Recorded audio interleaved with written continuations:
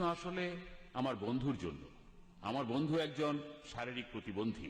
তার প্রশ্ন হলো, স্রষ্টা কেন মানুষকে পঙ্গু করে পৃথিবীতে পাঠান?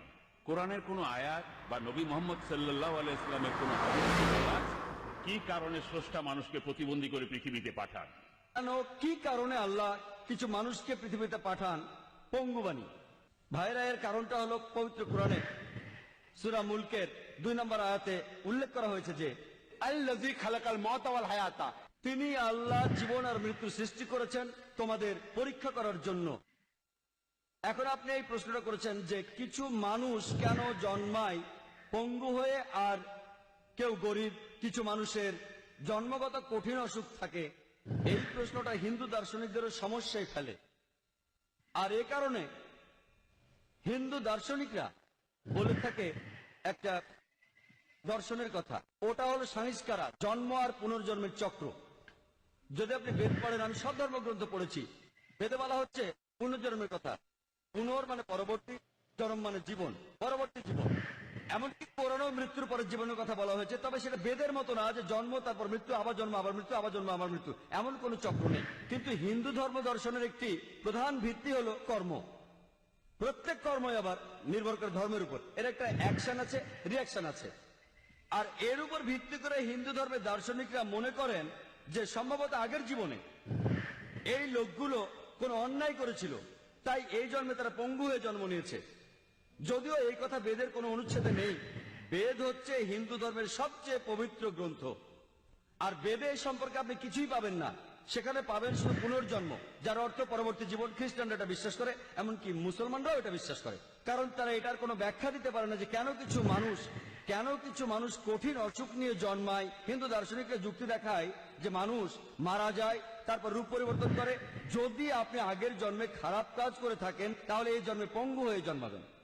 তারা আরো বলছে যে যদি কোনো মানুষ ভালো কাজ করে থাকে, তাহলে সে উঁচু জাতে জন্মাবে, আর সবচেয়ে উঁচু স্তরের প্রাণী হচ্ছে মানুষ।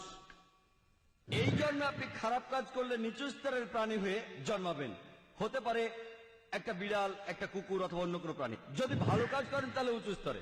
আমি একটা প্রশ্ন করি, এখন পৃথিবীতে অপরাধের সংখ্যা বাড়ছে না কমছে? বাড়ছে না কমছে?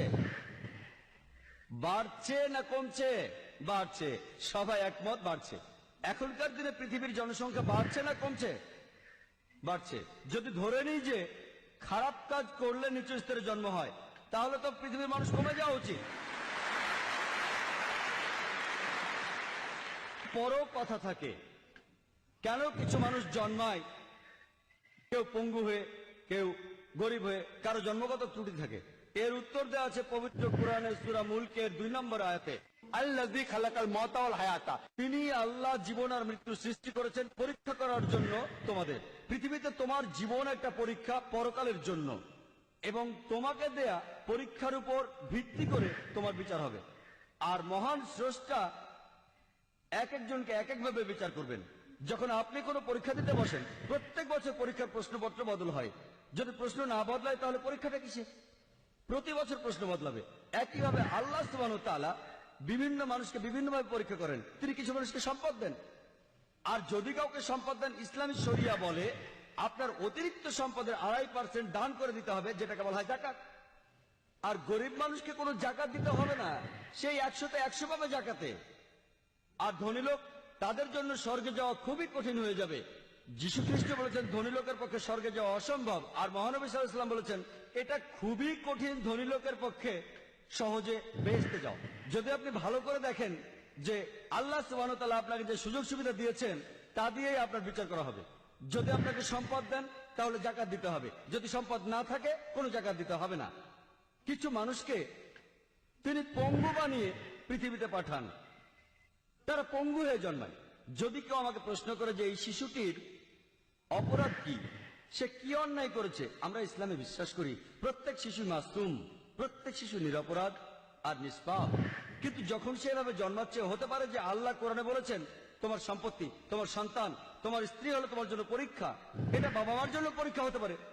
হয়তো আল্লাহ বাবা মাকে পরীক্ষা করছেন, হয়তো বাবা মা আল্লাহকে খুব মানে, হতে পারে তারা খুব ধার্মিক। এখন আল্লাহ তাআলা তাদের আরো কঠিন পরীক্ষায় ফেলেছেন যে এবার তোমাদের সন্তানকে পঙ্গু বানালাম। স্রষ্টা দেখতে চাইছেন এখনো সেই বাবা মা আল্লাহকে বিশ্বাস করে কিনা। আর পরীক্ষা যত কঠিন, পুরস্কারও তত বড়। যেমন ধরেন, আপনি যদি বিএ তার মানে গ্র্যাজুয়েশন পরীক্ষা দেন, এটা খুব সহজ। কিন্তু আপনি যখন মেডিকেল গ্র্যাজুয়েশন পরীক্ষাটা দেবেন, সেটা বেশ কঠিন। কিন্তু আপনি যখন এমবিবিএস পাস করবেন, নামের আগে লেখা হবে ডাক্তার, পরীক্ষাটা কঠিন, কিন্তু যখনই আপনি পাস করবেন আপনি ডাক্তার। সম্মানটা অনেক বেশি।